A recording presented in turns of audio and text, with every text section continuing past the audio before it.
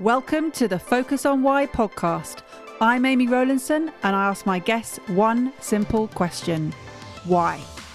Focusing on the importance of why, I share with you the relatable, uplifting and inspiring conversations I have with people from all walks of life. This podcast will encourage you to focus on your why to enable and empower you to achieve the success you desire. Have a purpose, have a plan, focus on why. Today on the Focus on Why podcast, I am joined by Nigel Risner, aka Chief Zookeeper. Welcome. Good morning to you. How are we? I'm very well, thank you. So how long have you been a Chief Zookeeper? How long I've been a chief zookeeper is slightly different to how long I've been doing what I've been doing. So I've been on the road for exactly 23 years, and I became the chief zookeeper about 17 years ago, having done a presentation at Whipsnade Zoo, which I'll talk about a bit later on. So always been motivational speaker, inspirational speaker, and then I moved into communication and leadership slightly later, but now the chief zookeeper. And why is zookeeping so important to you? So a better question is, why is communication so important for you? And then it will lead on to zookeeping. So I did a podcast recently with one of the world's leading futurists. And he said in his introduction, communication is one of the most important tools in the world.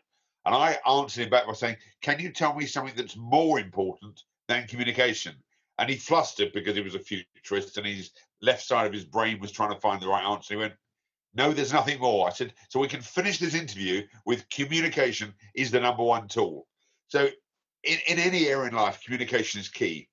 I then happened to be doing a presentation at Whipsnade Zoo for the Junior Chamber of Commerce. And I saw a man walking with a long trestle table on wheels. I can't think of the word, a long trolley, but with 9 different buckets. And on each bucket was labeled different animals. And he was obviously a zookeeper because it had the bat on his brown overall. And I had this aha moment, which is what everyone does at some level in their lives, where I thought, this guy's feeding the right food to different animals to get the best response from them so they are looked after in the best way. And at that point, I'd been doing communication programs. And I thought, I wonder if we knew what food to feed our people, if we knew what people's personal needs were, and we supported people in their need, what life would be like. And I had the moment where I thought, if I could become a zookeeper to people and I fed the different categories, and so I have monkeys in my zoo and I have lions, elephants and dolphins, and I fed them the appropriate food, how would they respond? And the results over the last 17 years have been life-changing because I'm a massive monkey. So even today, we had the podcast that should have started about 12 minutes ago. But as a monkey, I hadn't forgotten. But I just couldn't remember where the links were. And I was praying there'd be a phone call from somebody, because in my diary, this is what monkeys have got. Podcast. That's all it said. So I knew I had a podcast at 10 o'clock, and I finished my walk round the park at 5 to 10, because for a monkey, that's plenty of preparation time. Now, if I was an elephant, I wouldn't have gone walking till either much later, or I'd have left at 5 in the morning. I would have had notes. I'd have known exactly who Amy Rowlandson was. I'd have had the whole background. I'd have filled in the questionnaire that you sent me, which I never did. And I'd have prepared, and I would have lists of questions, getting ready for answers that might be needed. And I'd have focused on the why. But I don't do that. But elephants need that. The dolphins just want to make sure everyone who's listening to this podcast has a lovely time. We head tilt when we talk. And the lions would have been all about them. It's nothing about anyone else. And it's all about me and why I'm so phenomenal. And I realized very quickly that if you could work out people's personality traits and you fed them the food they wanted, life is simple. And why those 4 animals? Well, that's again, because I'm a bit of a monkey, I made a slight mistake, because it would have been much easier. Instead of a dolphin, I'd have had a giraffe. But I really wanted to find animals that the traits were them. So monkeys are a bit free-flowing. Most of the time, they jump from tree to tree. They don't really focus very well. They're a bit cheeky. They're a bit naughty. And then the lions, who are, the main characters in the Serengeti, and they hunt well. Their teamwork is amazing. but there is a senior lion and there are lionesses that do most of the work. And then the elephants that plod but have a system over 50 years. They know where the water holes are. They go the same path. They meet up with people. And then the dolphins, and I'd been at Windsor Safari Park literally the week before, who are very joyful and who make a big smile on everyone's faces. And as long as they're looked after, but they're always caring about other animals. Forget the other side of dolphins, which is about rape and sexual problems, because that's a whole different. I hadn't gone that far in it, but it means it's awfully difficult when I try and get any. So I get lots of masks and I get lots of items. You can never get the dolphin in the same style as the lion, monkey, and elephant because they're part of the famous five. So I made a slight mistake, but now I've got it in my books, my personality assessment tools. Dolphins, it's going to be. I'll talk about the other 9 animals at another time, but I've just introduced more animals to the zoo for personality traits. But they're the 4 dominant styles. And if you go back to Socrates 532 BC, when he had 4 lines of blood, then you had Carl Jung with 4, and then you've got Myers-Briggs, Belbin, Disc. Most of them have 4 categories. I just try to make mine really simple. And the big difference of mine is all about being an effective zookeeper, not worrying about which animal you are. So too often people come back and tell me they're a driver, they're a lemon, they're a spanner, or they're a red. I don't know what it means. What you really want to do is be a phenomenal zookeeper. So like you are as a podcast queen, you ask the right questions to the animals there are. So you're asking me nice, simple questions because you know I'm a monkey and they're not in depth and I can understand. If I was a real elephant, you'd have sent me 48 questions in advance, knowing I'd probably read them and digest them. As a monkey, I never, ever read questions in advance. And then I free flow, which means I often make a mistake and I forget certain things. But because you're such a perfectionist and you will probably remind me the things I should be mentioning, it will be fine. I feel under pressure here now. No problem. No problem. So, as a monkey, how's that helped you to communicate to the audience? Okay, so there's the first minor mistake. So if I was a monkey, it would be terrible. Because as a monkey, I can be inappropriate. I do some sexist jokes, some racist jokes, and that's where you have to be really careful. Because as a monkey, we think we can get away with it, and the answer is you can't. So I've had to really rein in some of my head thoughts. Because, I'm looking at you. There's a picture just above your right shoulder of you in another world where you obviously had changed pictures, whatever. So I'm looking at that. And I could make a sarcastic comment, okay? And the monkey inside me wants to. The zookeeper, though, says, be professional. So the game is, doesn't matter what the animals are. I mean, as a monkey, the big advantage is I can come onto a Zoom call with you literally 8 seconds beforehand and free flow. And I'm not under any illusions of panic, worry. I travel the world. I'm going to show you my phone here with one thing. Are you ready for this? This is all I travel the world with. A memory stick. I travel the world. That's my whole office. So I have a phone and a memory stick. And if it works, great. And if it doesn't, I just write on the walls. And I have written on many walls in many hotels around the world, including the Ritz, and because that's just what monkeys do. The big advantage of being a monkey, in short, is I don't take life too seriously. I don't panic about things. So, if you'd have been 10 minutes late, you weren't, by the way. But if you were, I'd be okay with it. There's bigger problems in the world, but lions and elephants would have been really annoyed because you obviously weren't professional. To me, there are bigger problems in the world. As a dolphin, I'd have worried, made sure, and I'd go, are you okay? But as a monkey, it's fine. So the advantage of being a monkey is I'm relaxed. The problem is I'm not detailed enough. So if you ask me at the end of this interview, could I send an appraisal of my speech? This is what I'd say, yes. And then I'm never going to send it. And so there's a problem there that you need to work with other people. So I have a chief elephant officer. So she's the CEO, that's her title. And she does all the logistical stuff. And it's not that she can't speak. She likes all the other stuff but speaking. I only like speaking. So in a perfect partnership, you have an elephant working with a monkey, and you have a lion who's a little bit selfish working with a dolphin who's caring. But if you really want to be phenomenal, you have to put the special hat on. that says zookeeper. Brilliant. So as a zookeeper, you're talking about communication being the most important tool in the world. And In relationships, in relationships. in everything. And you're quoting Socrates, you're quoting Jung. Why do you focus on the communication? What is it that you've become so interested in? So there are certain groups of people who are coders who have loved this pandemic. So in theory, they haven't got to work with anybody. They're in an office somewhere in the middle of nowhere. And I don't know if you saw yesterday, Barbados is offering a year's residency for people who are remote workers. So in theory, you could fly off to Barbados with your computer, work in a way without talking to anybody, have sunshine. And those people who are literally coders onto a computer, they don't need anybody. That's a very small percentage of the world. Because in theory, all of us have to communicate at some level. As a baby, we communicated to get our mother's attention, or father's, but traditionally our mother's attention, because we wanted to be fed. So at 1-2 days old, we started communicating. Then our mothers realized that they were just crying out for attention. So they got told, leave them for a little bit. So now the child in their mind thinks, when I cried previously, I got my attention. That didn't work, so I need to do something else. So at the most basic age, then I saw a program about puppies. Puppies are born blind.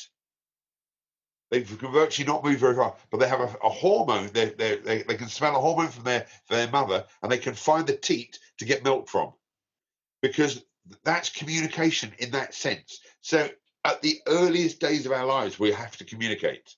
And then as we grow up, do you remember your very first date, Amy? Yes. Can't be that long ago. You're not that old, so it can't be that long ago. It's quite a long time ago. But that start of communication, whether you were 9, 11, playground, 13, 14, when you went out on the first date and your boyfriend didn't call you, or girlfriend didn't call you, you then did what's called silent communication. Now, I don't know if you've read any of Brené Brown's work, but she has a great line that says, the stories we tell ourselves. So we do self-communication. So the phone hasn't rung and you're checking your phone because he said he would call the following day. We then start building up communication, and internally we obviously say, well, if I was pretty enough, he would have called. If I was good enough, he would have called.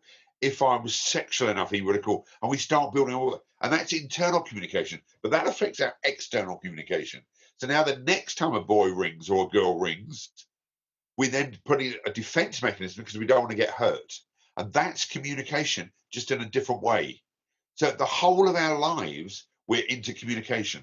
And the better you can understand that your opinion of me doesn't determine my worth. But when we're growing up, I'm looking for you to tell me this is the best podcast you've ever done.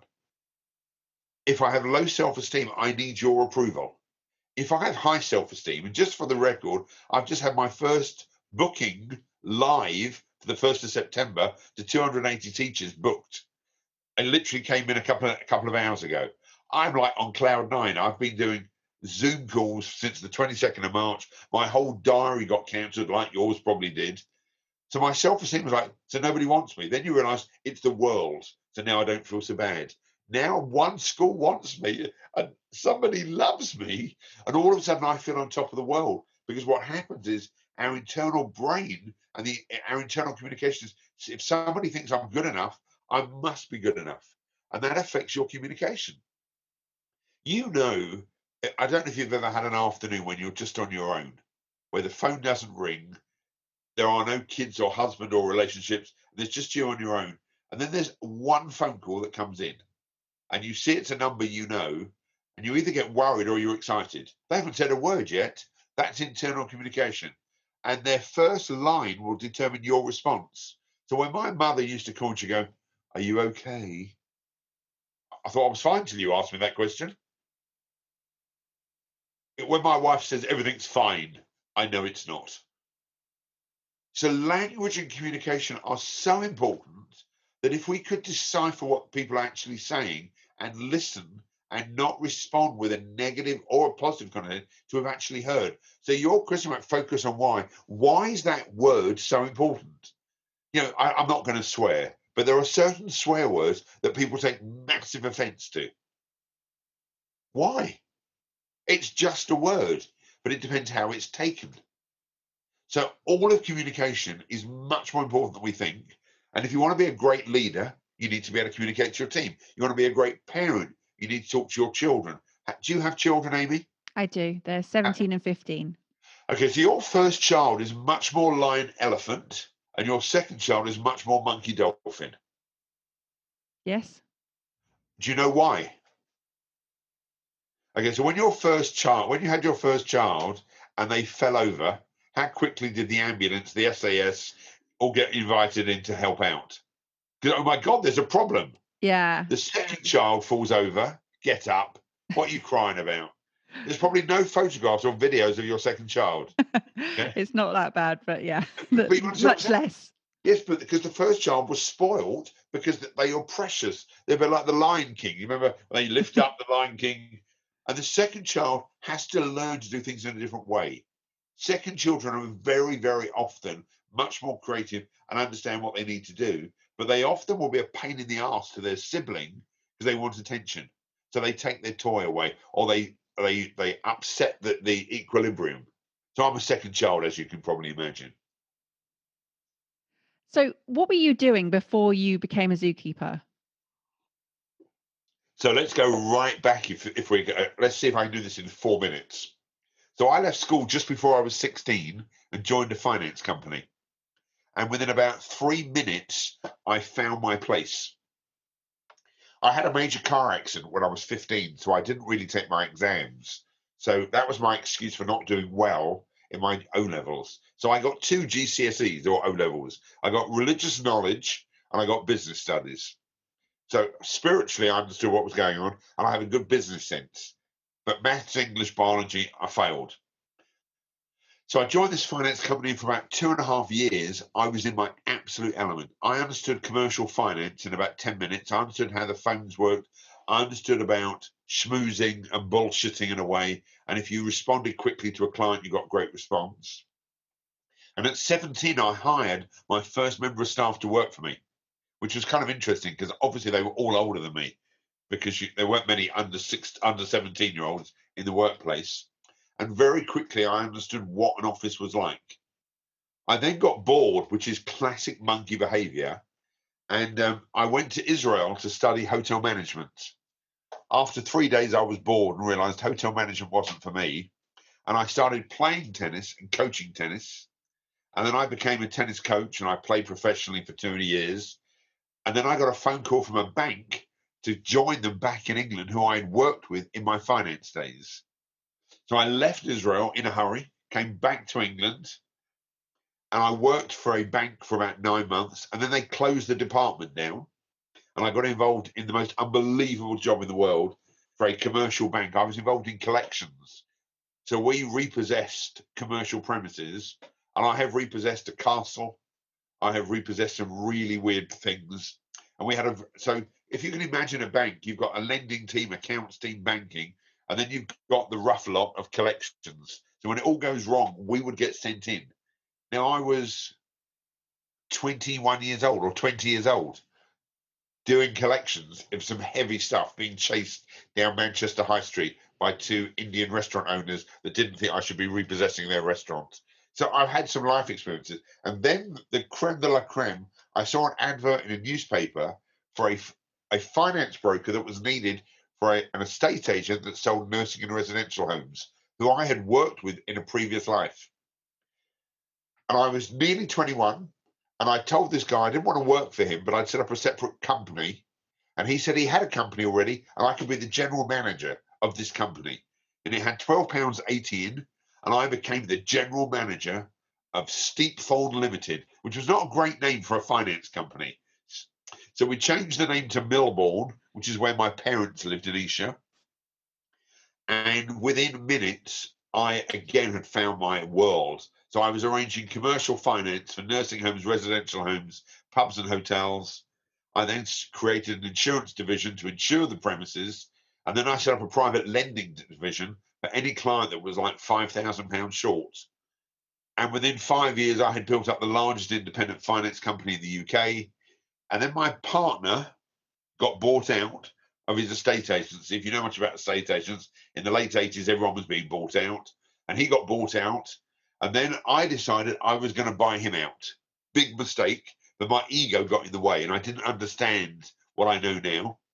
So I tried to buy him out, and I got a mafia team of ex-PLC chairmen, and he put in £12.80, and I bought him out for £2.5 million cash. And I then became the shareholder, and I sold shares to an outside investment team. And that was the beginning of a major problem, because instead of having just one person to work with, I had a team of investors.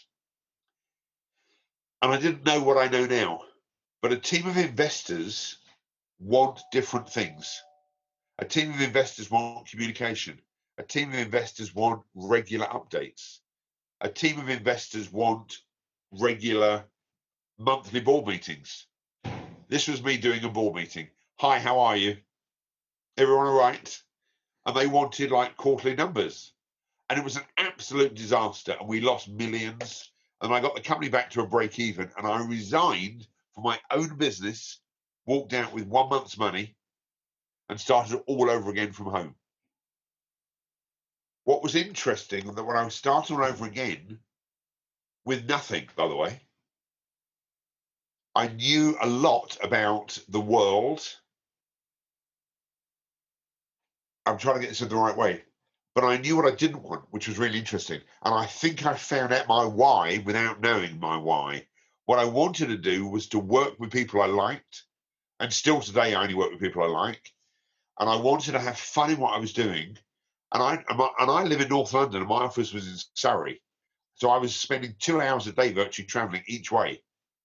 And what I loved was being at home, which is ironic that 23 years later, I'm now working at home doing Zoom calls. So the year before last, I did 160 presentations in 30 countries. And although I love it, and I love getting on a plane, and I like turning left on planes, and I like being treated well, I've quite enjoyed being at home and being at home with my daughter. We have dinner at 7:30. There are some things I don't enjoy that at the end of this interview, you're going to press leave. And I'm just going to look at a blank screen and go, nobody loves me. But what I've realized is small teams managed well, led well. So you manage things and you lead people. And that was my big aha moment, that you can't manage people. You can just lead people. And when you lead people well as a Zoom keeper, I nearly said a Zoom keeper there. Did you notice? I did hear that, yes. I was hoping you didn't hear. But a bit of an elephant in you there coming out. Yes, you hit the head. But as a zookeeper on Zoom, if you lead people well and you know their personal needs, you get a phenomenal team. I didn't understand that with my finance company. So I had 75 staff in 5 different offices, and I had no idea they had different needs. So I just paid them more and more money. And my people were paid, literally 60, 70, 80,000 in 1986, 1987, 1998. That's a lot of money when you think about it. 25 years ago, that's the type of money I was paying.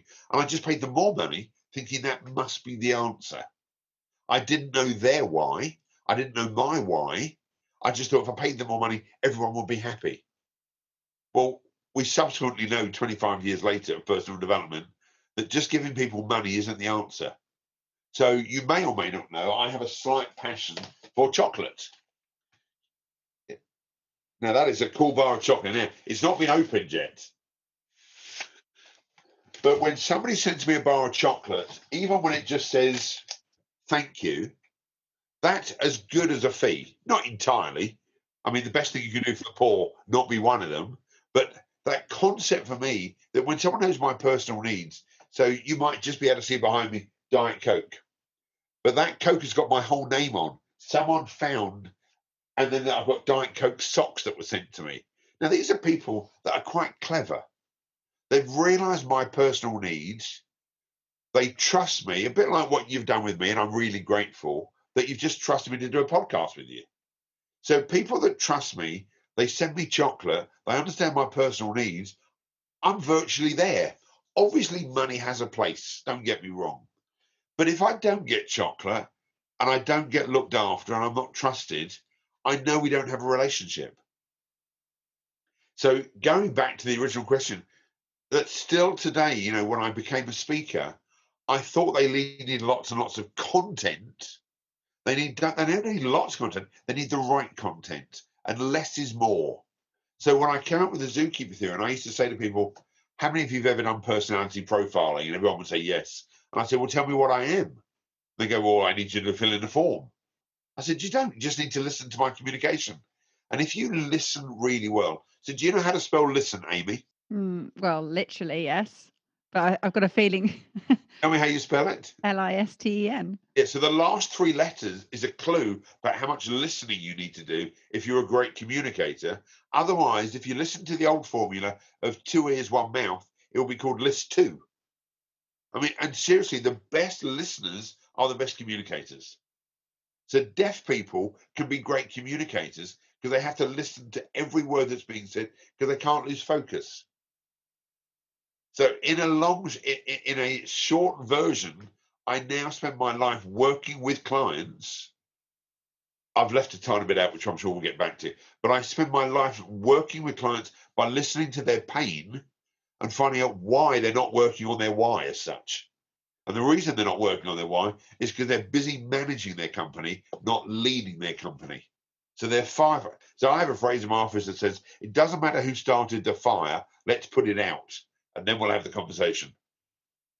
And it's interesting you talk about pain, because with your pain, losing the business or having to step away from the business, out of that actually your purpose has arisen. Well, and then again, so let's go to the next stage. So I start my own finance company at home. And then about 3 years into working from home, my wife and I started having some personal problems. And we both went on personal development courses. And that was a massive eye-opener to me because I had no idea that there was any of these psychological issues. I'd never really heard of therapy and counseling. My wife is now a child and adolescent psychotherapist. She has a master's in it. So she's gone in one direction. So she's interested in the past. I went into coaching and leadership, and I'm interested in the future. So sometimes we're sitting right here, and she wants to know where I was. I want to know where we're going, and we go back to our communication. But our lives changed when we started working on ourselves. That idea, to be true to yourself, you need to heal yourself first. And you need to understand what's going on for you before you can heal others. There are too many sales trainers who can't sell. There are too many motivational speakers who aren't motivational. There are too many business coaches who can't run a business. So we looked at a lot of ourselves, and then I asked one of my banks. So I went to the States to work with a guy called Jack Canfield, you may have heard, who writes the Chicken Soup for the Soul books. I spent 3 years going backwards and forwards to Santa Barbara. And then I asked one of my banks, First National Bank, could I work with 20 of your team? And they went, of course. 18 of the 20 resigned within 3 months. And I realized my program was just a little bit too powerful, which wasn't a problem, but at least told me that the messages were important. I then did more and more work. And then in 2000, I gave up my finance company for the second time to go full-time as a speaker. And so literally for 20 years, I have been full-time delivering inspirational messages that help and support people become a better version of themselves. You can only support people. It's their choice. When people say you changed my life, I didn't change their lives. I gave them some tools and ideas and techniques. And I'm very, very big, I'm going to shock you now. Do you know the biggest thing that I teach? Have a guess. It will shock you. I'll give you £1 million if you get it right. The biggest thing that I teach. Oh, that's a good one. How to listen. Nope. Forgiveness. Oh, okay. Good one. Yeah. Oh, damn. I was so close to that £1 million as well. You were so close, and I was so ready to get my wallet out here. And the reason I say that is because most people just think I'm about motivating others and about communication and zookeeping. I am. But until you forgive yourself and you forgive other people, you're a prisoner. And it's so massive for me that forgiveness is probably the biggest. So if I said to you, Amy, if you could forgive every single person that had ever upset you right now, your business would go up 10% in the next month. What would you say if I said that to you? Well, you'd naturally, of course, you'd do it. But we don't, because we'd rather be right than happy. We don't want to forgive them in case it makes them right. And so people will have done some wrong to you. The question is, how does it serve you? And so if you want to be a really good zookeeper, you need to let go of the past. You sometimes can't forget the past, but you need to let go of the past. And it's a massive thing for me. It's my biggest why. That if you can forgive yourself for things you've done wrong, you need to learn from it, by the way. So, most people need to forgive their parents. Most people need to forgive an ex-boyfriend or girlfriend. Most people need to forgive a competitor. If you focus on your why, you focus on your biggest strength, you focus on what needs to be done, and if you really worked on your strengths more than your weaknesses, you'd have much more fun. If you motivate a team of idiots, what you've got is motivated idiots. What you want to motivate is the best people, and release really is release, is to release their anger. And if you put a D in front of the word anger, do you know what you get? Danger. Very good. Someone said to me the other day, danger. But the problem is anger and resentment get in the way. And there's a lovely line that says, resentment is like taking poison and hoping the other person dies. It is just a waste of time. And too often I ask people, the biggest thing that holds you back in your best communication is your ability to forgive other people. And they go, that's just ridiculous. I say, when you can let go of all that heavy stuff, I'll give you a clue. You'll laugh at this. Have you been shopping recently? Not as much as I normally do, but yes. Okay. Did you take all the old shopping with you when you went? No, I did not. Did you throw that stuff away so you could put new stuff in your fridge? Yeah. Next week, take all of last week's shopping that's going off at the bottom of the bag, take it into Marks and Spencer's, into Waitrose, into Aldi, and put the new shopping on top and see how heavy your bag is. And then just carry it for a couple of days. Because that's what, in theory, we're doing in all of our lives, and then we communicate. Well, if you communicate with lots of heavy baggage, it's tiring and it stinks. Can I use the S word for a second? Yes. If you sit in shit, it stinks. And you would think people would get up. We don't. We just lift our head up higher, thinking it won't smell as bad. If you sit in it for long enough, you get used to it.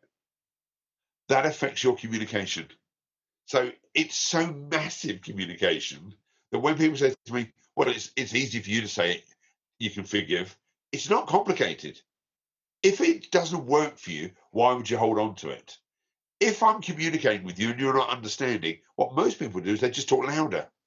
Have you ever had a foreign au pair? We have. Okay, do you remember when they first came over, they didn't understand English, you just shouted, thinking that was, what was the point of that? They're not deaf. I didn't shout. If you don't understand them, Yeah. hello. No, they're not deaf, they just don't understand what you're saying. So you've got to learn to communicate in their language, which goes back to zookeeping. Yeah. So over the 20 years that you've been delivering your messages of forgiveness to the audience, how much has the actual talk changed? Okay, so that's even more interesting. So in the last 3 months, I haven't done my impact speech once. I've had a brand new speech about how to be a champion in these times. So it's ironic you asked that question, because when I got this booking, they wanted the impact code, which is my normal speech. I went, I'll have to remember that.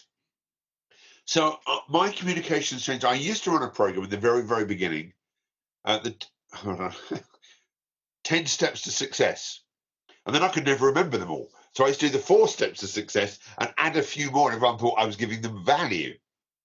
So I've gone from the 10 steps to success to the impact code, then how to be a zookeeper and how to create your perfect life. And now, in a way, it's how to be a champion for you and your team. So I've reinvented myself many times. I'm on my 5th website. I'm on my 5th book. I've just literally last week, a brand new personality assessment tool has come out online. So the idea of me doing anything online is like foreign to me. I do a podcast every week with a guy called Neil Martin, who comes to my house because he's an elephant. Over the last 3 months, we've done it over Zoom, but he knows how to do all this, and he's got a mic like you and all this fancy equipment and lighting, and I just do my bit. So we've done a podcast over the last year and a half. I've done an online tool. All of our books are now on Kindle. And for the last 4 months, literally, I've done 140 Zoom presentations. I'm going to have to practice doing a live presentation. And I think what's going to happen over the next 5 years is that I've spoken up to 6,500 people. I can't imagine ever speaking in front of 6,500 people again. I can't imagine speaking in front of 500 people because I don't know where they're all going to stay, where they're going to have lunch, where they're going to have dinner. We were talking about this recently. Paul Cook and Alan Stevens did a talk about the hybrid speaker.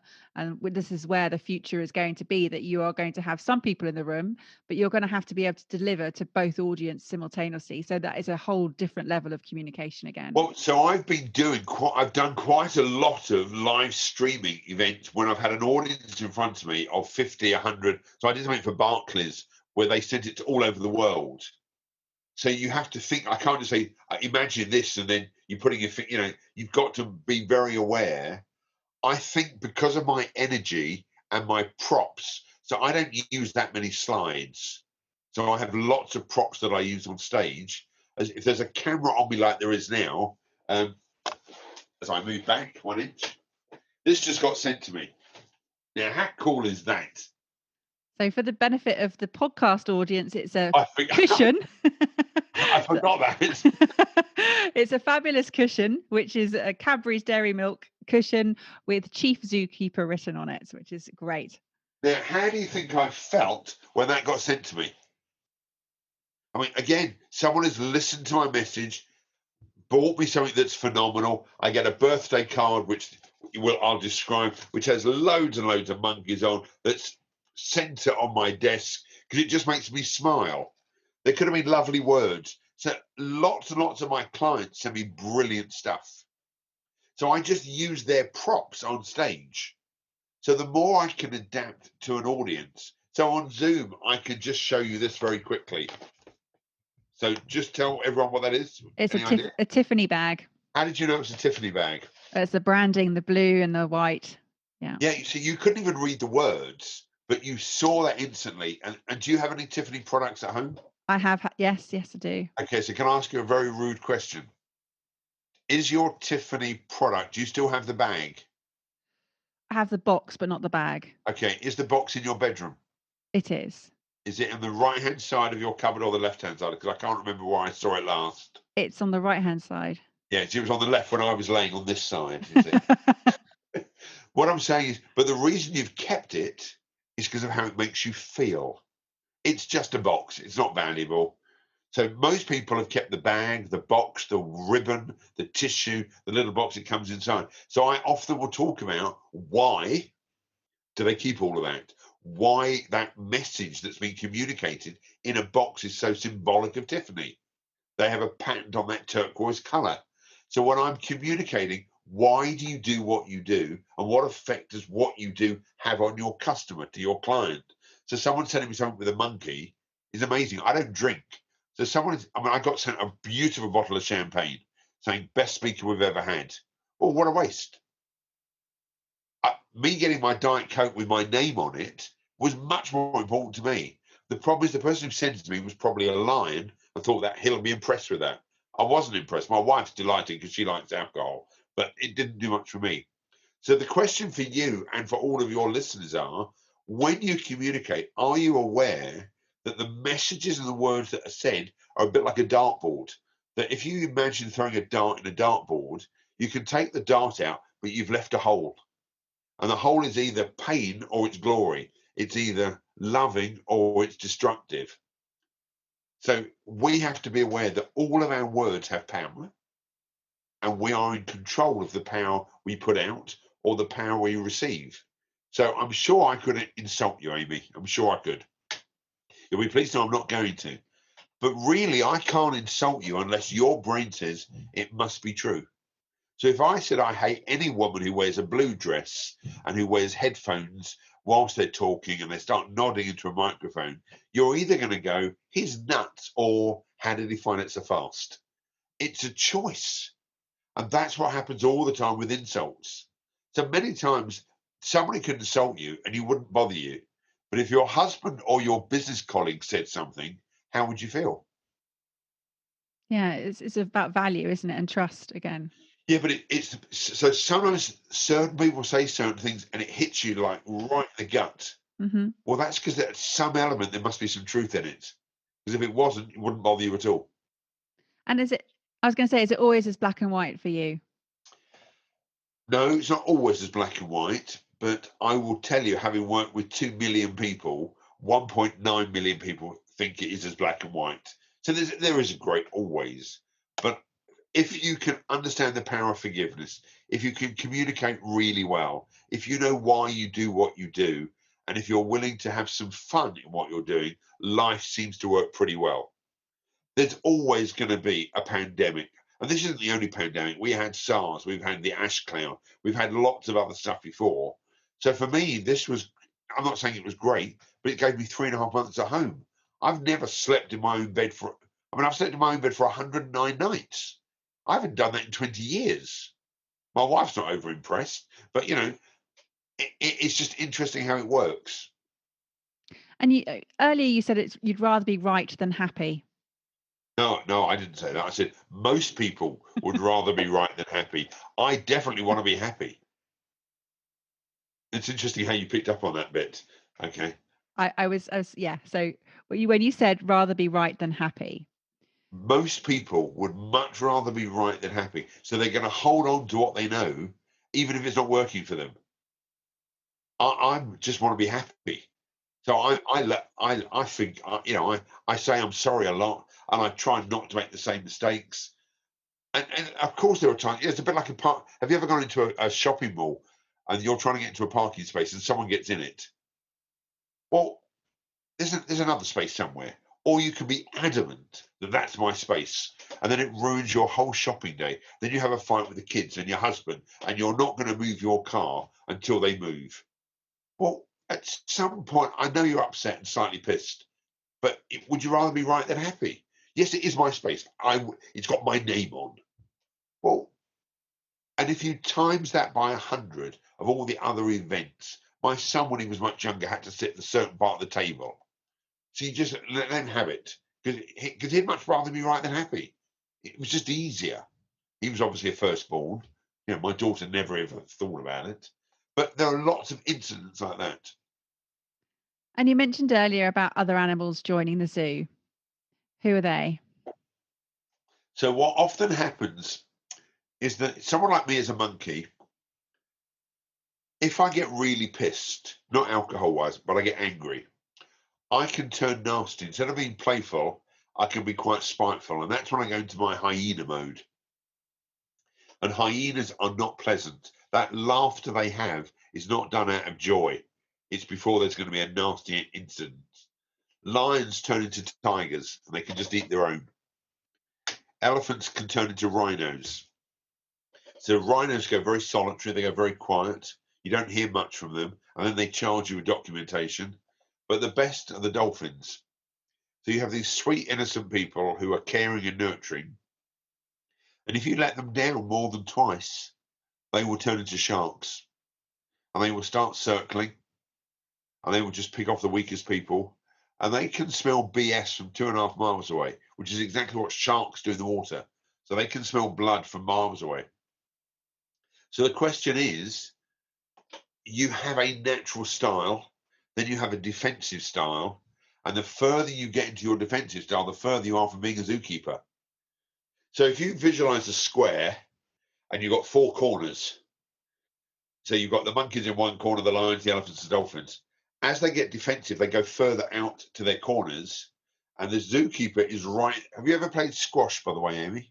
Yes. Where's the place to win? Where's the place to stand if you On want the to win? tee. Right in the centre. So the zookeeper's job is to stand in the tee and to share with all the different people. You can nearly reach the monkey, the lion, the elephant, dolphin through the tee, but it's really hard if they've gone far out. So when I've gone into hyena mode, it takes a long time for someone to placate me, because I'd rather be right than happy now. I'm at the airport, someone's taken my seat, I sit in 1A, I've got my gold card, I can't believe it. And I can feel myself going from monkey where it doesn't matter to it's my seat. And now I want to cause a ruction over something that's not worth it, but I've now lost it because I was playful, energetic, but I'm now tired. And you'll have had this. You come back from a speaking engagement in the afternoon and you've been speaking all day. I'm now tired. I don't want to give up my seat. I don't care. There's a family of 5 children and they've got whatever. I don't care. The lines now want to take over the airline. Do you know who I am? And you just watch people lose their center and they lose their why. Why is it so important? It's just a seat, because they've just lost the plot. And the zookeeper then has to rein them in. And so if an air stewardess or an air steward said to me, look, here's a couple of bars of chocolate, do you mind moving to row 2? I'm there. But they don't know that because they haven't worked out with me.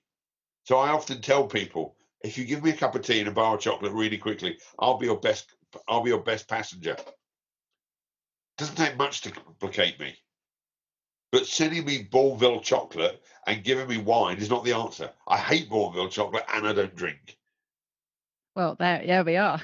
Everyone now knows that who wants to book Nigel. No, but it's not that complicated. No, it's not. If you understand what leadership is about, and then you understand what communication is about, and if you understand what people's why is about, and it's not that complicated. You just got to be a great communicator and ask the right questions. And the best leaders are the people who ask the best questions. Absolutely, and those who actually know why they're doing what they're doing for the start. Yeah. So you let go of the past. You are all about forgiveness. You've had more jobs in 4 years than I can count on my notes. What is it that's on the horizon for you next? So I think one of the things is really to get my personality assessment tool out to the world, so that if we can get people that really understand. So let's go back a stage. If you trust your gut and you have a tool that really indicates what that person is, you can hire well, you can lead well, and you can coach well. So I teach a lot about having a gut diary.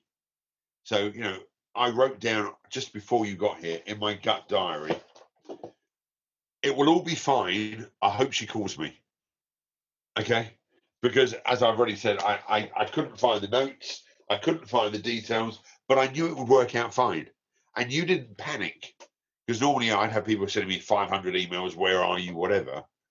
And I already knew it would be fine because you were quite relaxed about it. So my gut diary said, she'll be relaxed. And it has been. But there are other times I've got people I write down, this will be a little bit tense.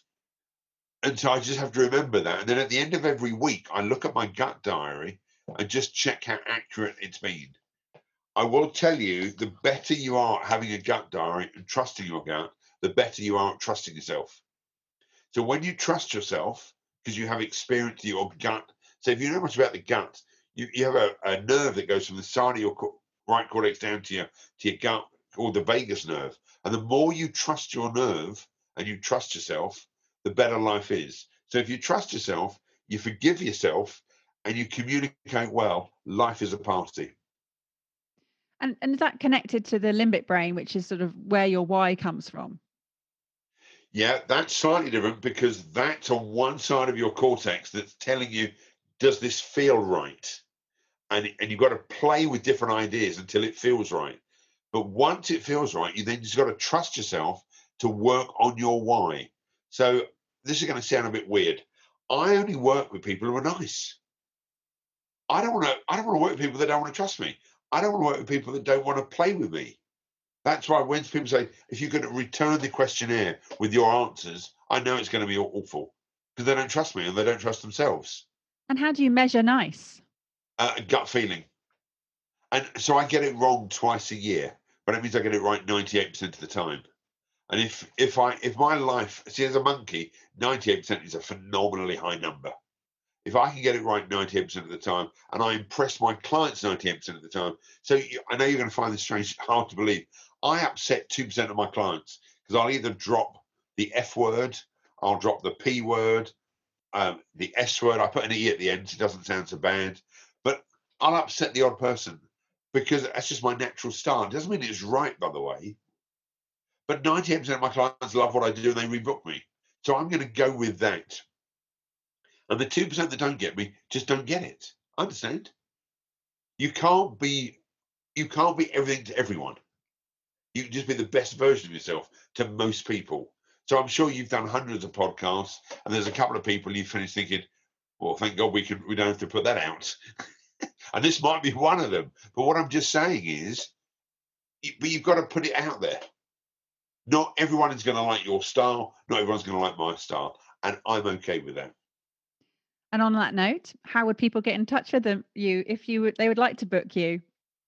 If they want to go to nigelrisner.com, NIGELRISNER.com, they can. We also have a free personality assessment on our website. If they go into the theory section, they can quickly, literally 20 seconds, find out what animal they are. And then when they're ready for the big test, which is 40 pages, that's when they're really going to get an in-depth indication of who they are. Brilliant. Now, I've bought your book several times. Why have I bought it several times? Because I lend it out to people and I never get it back. So, But you know why you don't get it back? Because it's like a party. It's like a party trick at the part when people start deciding which animal they are. yes, exactly. And they're like, "Oh, interesting. I'll keep hold of this." Yeah. So yes, I now keep a list of who's got my book, so I can chase them up. Keep giving them out and keep buying more books. I know, yeah, exactly. You'd say that, right? But it is worth looking at. So you said you've got a latest book out. You've got 5 books. So just go through what those are. Okay, so my original book, which people can't see because it's on a podcast, is The Impact Code. Yeah. That was my original work, which was done by Wiley Capstone. So it's my favourite work because it's everything that I talk about. And then we did It's a Zoo Around Here, which was my zoo, which is 2 toilet sitting reading. Yes, easy.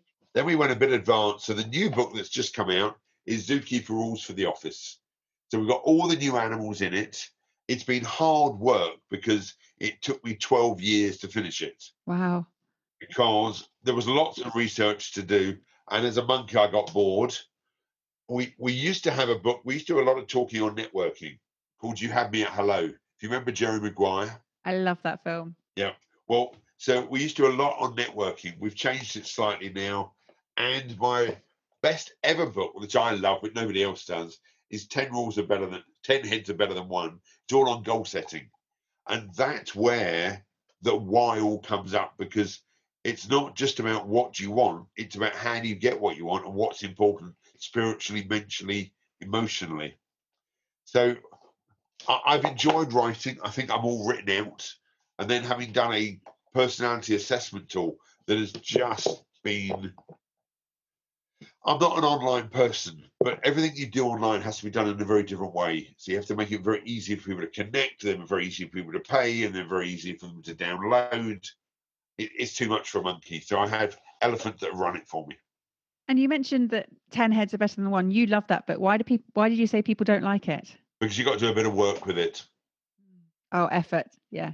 You've got to think about why this stuff. When you think about your why and you really hone in on your why, it's phenomenal. But you got to do a bit of work. Whereas most people are lazy when they read. They just want to read the information. Hopefully it sinks in. But when people buy 10 heads, they actually come back and say, I can't believe I didn't know about this book. Well, it was virtually the first book I ever wrote. So there's a bit of emotional stuff with that. But I don't do many talks on my why, and I don't do any talks on goal setting anymore. Ironically, I'm doing one tomorrow as a stranger, which is interesting because I haven't done one for years. So I'm going to have to quickly read the book. Brush up on your goal setting. Well, Nigel, it's been an absolute pleasure having you on the show today. Thank you very much for having me. Thank you. And do you have a final message for the audience? Yeah, here we go. You ready for this? If you're in the room, be in the room. And if you're on Zoom, be on Zoom. Most people's mind is elsewhere. And I will tell you now, the more you can be in the room with people, the more you can listen to people, the more you can communicate with those people and make them feel loved. So, Amy, you're going to like this. The only person who I've loved in the last hour is you. Oh, thank you. But there's a serious reason, because you were here. My kids aren't here. So me loving my kids for the last hour is a waste of time. They're not thinking about me. They were here yesterday with me, and I loved them more than you then, Amy. Just thought I'd share that with you. But for the last hour, you've been my favourite person in the world. And if you could really get that message through to people, that the people you're on Zoom with, the people you're on Microsoft Teams with, when you do face-to-face meetings, they're the important people. But too often we're looking over our shoulder to what's next. Be in the room, and your life will change. Thank you for listening to the Focus on Why podcast. I'm Amy Rowlandson, and if you've enjoyed this episode, please leave me a 5-star Apple Podcast review. Connect with me on LinkedIn, Instagram and Facebook, and become a member of my inspiring, uplifting and positive Focus on Why Facebook group. I help people to focus on their why with clarity, uniting their passion with their purpose with a plan, to create the life they truly desire. If you would like me to help you focus on your why, then please book a free 20-minute coaching call via calendly.com/Amy Rowlandson. And if you haven't already, please sign up for the Friday Focus weekly newsletter via my website, amyrowlandson.com. Have a purpose, have a plan, focus on why.